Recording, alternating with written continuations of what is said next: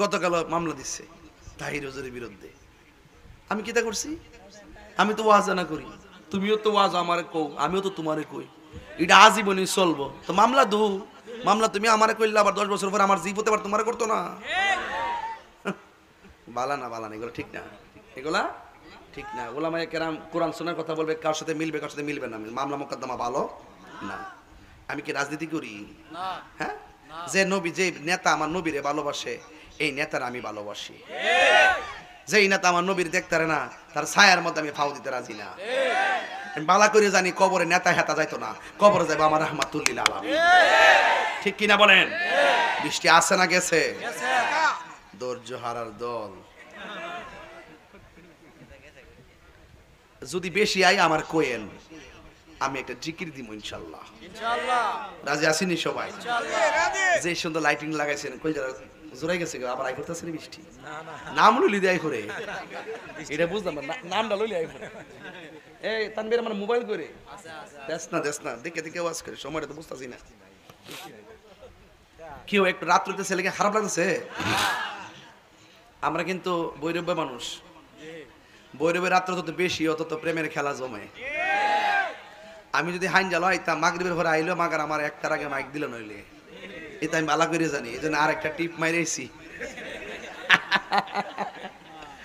আর আজকে একটা গরম খবর আছে বাজান, গরজ যখন গিয়া বইছি কইও এই বেটা সভাপতি সাহেব শুনেন, গরজন গিয়েছি চিংড়ি মাছটি ছোটো ছোটো বুঝছেন নি, আর আপনার ছোটো ছোটো চিংড়ি মাছ দিয়া শুটকি দিয়া এরপরে মানে এমন ভাবে রসুন টসুন দিয়ে এমন ভাবে ভর্তাটা করছে, পরে খেয়াজি লড়াইতেছে, মানে একটা মজা যা লাগছে।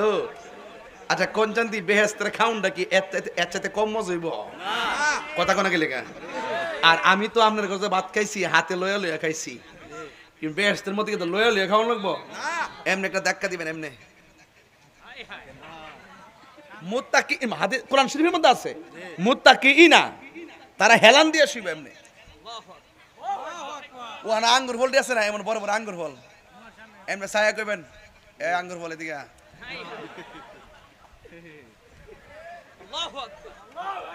জাউন লাগতো না, জাউন লাগতো না, বেহেশতের সব ফল ভিতরে এক একটা আঙ্গুর ফল পৃথিবীর সমান, ইচ্ছা মতো খাইবো, খাইতে খাইতে খাইতে খাইতে খাইতেই থাকবো সারাদিনও। যদি খা এরপরে পায়খানা হবে না, প্রস্রাব হবে না, এরপরে মনে করেন যে কোনো কিছু হবে না, তাই কি হইব? এত খাওন গেল কই? রসুল বলতেছেন একটা ডেক দিব, দিলই খাওন শেষ। খাওন কি গেছে কেন? সামনে আছে, তাহলে গাঞ্জা খাইলে ওই খাওন খাওন যাবো?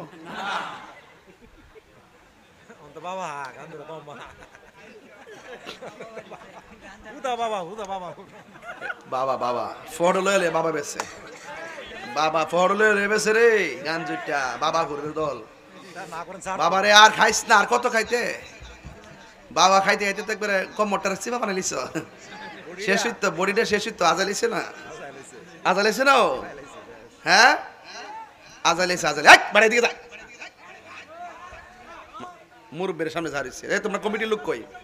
এই বাবা তোমরা বসে যাও, যাও ঠিক আছে কথা নেই। বাবা কি বাবা, বাবা কি চলবে? এই বাবা কি চলবে?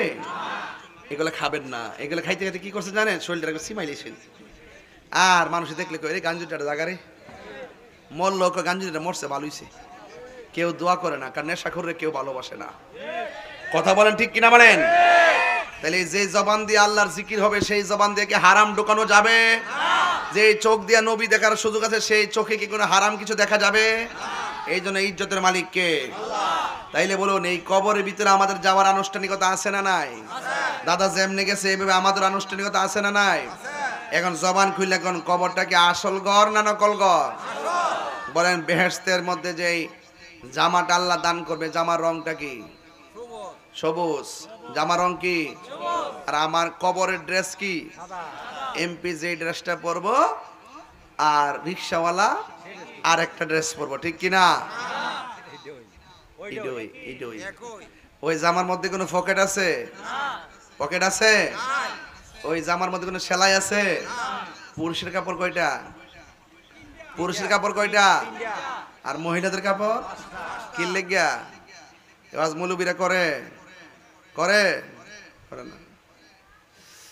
একটা জবানও বন্ধ রাখে, একটু সামনে যাই, একটা জবানও বন্ধ রাখবেন না। মহব্বতে মায়ার সুরে বলুন সুবহানাল্লাহ। এই সঞ্চারা গ্রামে আজরাইল আসছে কি আসে নাই? দেখছেন নি? কেউ দেখে নাই গো। দেখবেন যে এই দিন আপনার সামনে চলে আসবে বড় একটা আজরাইল, তার মাথা থাকবে আসমানে, পা থাকবে জমিনে। বড় একটা আজরাইল আপনার সামনে আইসা এমন ভাবে দাঁড়াইব, দেখা মাত্রই রক্তগুলা পানি পানি হয়ে যাবে, সেলাইন বন্ধ হয়ে যাবে। যুবকের দল, এত বিশাল বড় আজরাইল সঞ্চারা গ্রামে আপনার ঘরে, আপনার ঘরের সামনে যখন আসবে রে, ওই মুহূর্তে আমার নবী, আপনার নবী বলেন আজরাইলের সবার সামনে ভয়ঙ্কর সূরতে আসবে না, কাহারও সামনে বন্ধুর মতো আসবে, বন্ধুর মতো আসবে, বন্ধুর মতো আসবে। আইসা আপনাকে সালাম দিব আর বলবে আসতে পারি। এবার ইমানদারের কাছে গিয়া মাতার কাছে যায় বসবে। এই ওয়াজটা আমি আজ থেকে প্রায় 21 বছর আগে বৈরব করছিলাম রে। আমি সব সময় যখন ওই গানটা গাইতাম তখন দোকানের মধ্যে কই থেকে বাউল বক্তাইছে, কই থেকে গানাদার বক্তাইছে গান গায়, অথচ মৌলবীরা আমার গজলের অর্থ করার ক্ষমতা নাই। দুয়ারে রংমহলে থাকবারে বন্ধু, পালঙ্কে শুইয়া কোন সন্ধানে মন চোরায় ঢুকিবে আসিয়া। দুয়ারে প্রহরী থইয়া প্রবেশ করলো কেমনে, আর কি দেখা হবে রে সংসারবাসী জীবনে। মায়া নিধন হারাইলাম ঘুমের ঘরে স্বপনে, আর কি দেখা হবে রে বন্ধু জীবনে। আপনি যদি মৃত্যুর লাশ হইয়া, অসুস্থ হইয়া বিছানার মধ্যে পড়ে থাকেন, আপনাকে দেখার জন্য মানুষ লাইন ধরে ধরে আসবে। ডানে মানুষ বসা, বামে মানুষ বসা, দরজায় মানুষ বসা। এবারও আপনাকে দেখার জন্য আসলে আপনি চোখ ঘুরাইয়া ঘুরাইয়া সবাই দেখেন, কিন্তু হঠাৎ করে চোখটা ঘুরে না, হঠাৎ করে শ্বাসটা বের হয় না, হঠাৎ করে হাত পা লড়ে না। এমনভাবে আপনি ডেড বডি হয়ে গেলেন। মানুষ বলতেছে হাত দিয়ে লড়ে না, আরেকজনে কয়ে মারা গেছে। আমার প্রশ্ন হলো, মা বাবা দাদা দাদি এতগুলা মানুষ আপনার পাশে বসে আছে, এত বড় আজরাইলে গড়ে ডুইকা রুহুটারে কোন সময় চার্জারি করলো? একটা মানুষও টের পাই নাই, একটা মানুষও টের পাই নাই। এই জন্য বলছি আপনার ঘরের ভিতরে আজরাইল ঢুকে যাবে। এই জন্য আমার ভাইয়েরা, আমার নবী, আপনার নবী রাহমাতুল লিল আলামিন বলেন, একদিন আমি রাতের বেলা ঘুমায় রইলাম, ঘুমের ঘরে স্বপ্নে দেখলাম আমার কাছে আজরাইল আসছে। জোরে বলেন না কে আসছে?